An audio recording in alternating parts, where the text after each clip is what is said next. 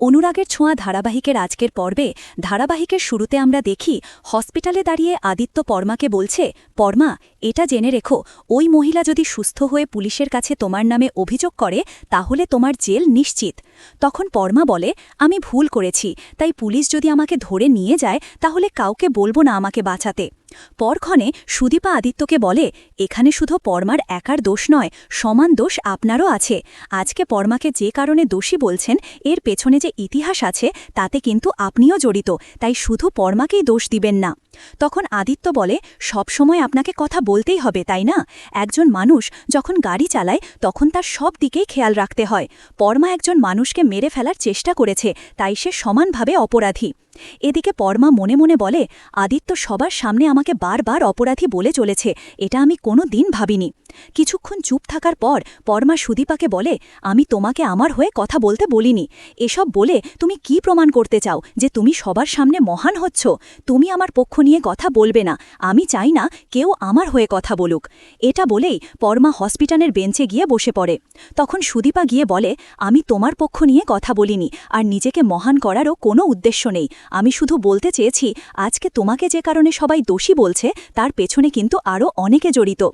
পরক্ষণে অভ্র বলে ওঠে, বোন, এসব বলা বাদ দে, যার গাড়ি চালানোর বোধবৃদ্ধি নেই তাকে কিছু বলেই বোঝানো যাবে না। কিছুক্ষণ পর ডাক্তার এসে বলে, পেশেন্টের অবস্থা ক্রমশ খারাপ হচ্ছে, ওনাকে একটা সার্জারি করতে হবে, আর তার জন্য বন্ডে সই লাগবে। ওনার বাড়ির লোক আছেন? ডাক্তারের কথা শুনে সুদীপা বলে, উনি একজন ভবঘুরে, কিন্তু অ্যাক্সিডেন্টের পরেও আমাদের কথা ভেবে বলেছিলেন আমরা ঠিক আছি কিনা। এমন কথা তো একজন মাই বলতে পারেন, তাই আমি ওনার মেয়ে হয়ে বন্ডে সই করব। ডাক্তার কাগজে সই নিয়ে বলে, সার্জারি করতে অনেক টাকার দরকার হবে, রিসেপশনে গিয়ে জমা দিন। এদিকে বড় মা মনে মনে বলে, আমার কাছে তো কোনো টাকা নেই, এখন কিভাবে ওনাকে সুস্থ করব।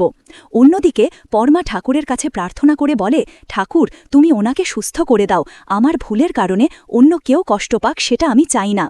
এরপর চৌধুরী বাড়িতে কুন্তলাকে দেখে গায়ত্রী আর অংশু অবাক হয়ে যায়। গায়ত্রী বলে, কি ব্যাপার, আপনি এখানে কেন? আপনাকে তো আমরা এখন ডাকিনি।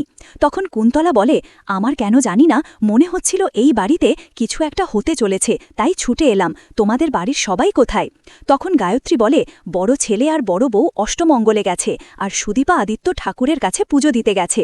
কিছুক্ষণ পর পরমার মা বাবা এসে গায়ত্রীকে বলে, আমার পরমা কোথায়? তখন গায়ত্রী অবাক হয়ে বলে, পরমা আর অভ্র তো আপনাদের বাড়িতে গেছে, কি হয়েছে, আপনারা এখানে কেন? কিন্তু পরমার মা বাবা চুপ করে দাঁড়িয়ে থাকে।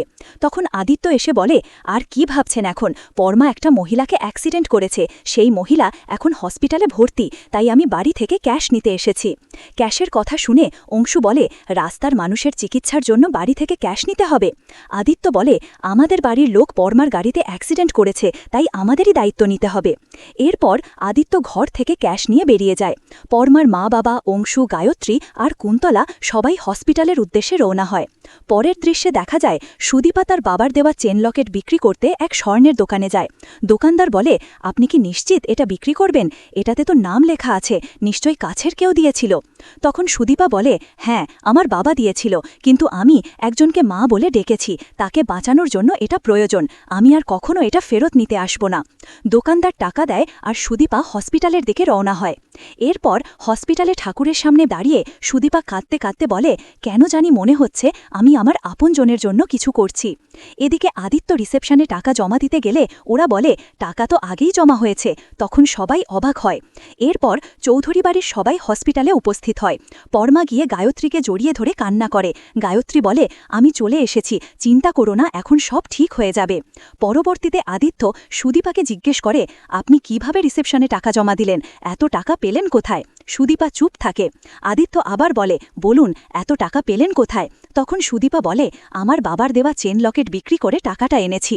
এ কথা শুনে অংশু বলে, তোমার কাছে যখন এত টাকা আছে তখন আমার ছেলের কাছে বোঝা হয়ে আছো কেন? এদিকে কুন্তলা মনে মনে বলে, যে মহিলা অ্যাক্সিডেন্ট হয়েছে তাকে একবার দেখা দরকার। এটা ভেবেই সে কেবিনের ভিতরে চলে যায়।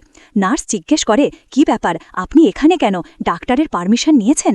কুন্তলা বলে, আমি মায়ের নাম জপ করি, ভাবলাম মা মাথার কাছে বসে একটু জপ করলে উনি দ্রুত সুস্থ হয়ে যাবেন। কিছুক্ষণ পর সুদীপা এসে কুন্তলাকে দেখে বলে, আপনি এখানে কেন? তখন কুন্তলা বলে, আমি মায়ের ফুল ওনার মাথায় দিতে এসেছিলাম। সুদীপা জিজ্ঞেস করে, তাহলে আপনার হাতে ফুল কোথায়? কুন্তলা তখন ব্যাগ থেকে ফুল বের করে বলে, নাও, তোমার আর ফুল চাই? কুন্তলা মনে মনে বলে, অনেক কষ্টে রূপাকে খুঁজে পেয়েছি, এখন সেনগুপ্ত পরিবারের সবাইকে একে একে খুঁজে বের করতে হবে। আগে যেমন ওদের নাচিয়েছিলাম, এবারও ঠিক সেভাবেই নাচাবো। শেষ দৃশ্যে ডাক্তার বাইরে এসে বলে, রাতে একজনকে এখানে থাকতে হবে, কে থাকবেন ঠিক করুন। তখন অংশু বলে, আমরা বাইরের কারোর জন্য এখানে থাকব না, আপনি জানেন না আমরা কোন পরিবারের। সঙ্গে সঙ্গে সুদীপা বলে ওঠে, যেহেতু আমি ওনার মেয়ে হিসেবে বন্ডে সই করেছি, তাই আমি এখানে থাকব, অন্য কাউকে থাকতে হবে না। এদিকে কুন্তলা মনে মনে বলে, সবাইকে খুঁজে পাওয়া না পর্যন্ত রূপার কিছুই মনে পড়া চলবে না, যদি সব মনে পড়ে যায় তাহলে আমি আমার প্ল্যান মতো কাজ করতে পারবো না। এই ছিল অনুরাগের ছোঁয়া ধারাবাহিকের আজকের আপডেট। ভিডিওটি ভালো লাগলে চ্যানেলটি সাবস্ক্রাইব করুন, পাশে থাকা বেল আইকনটি অন করুন আর আপনাদের মূল্যবান কমেন্ট করতে ভুলবেন না।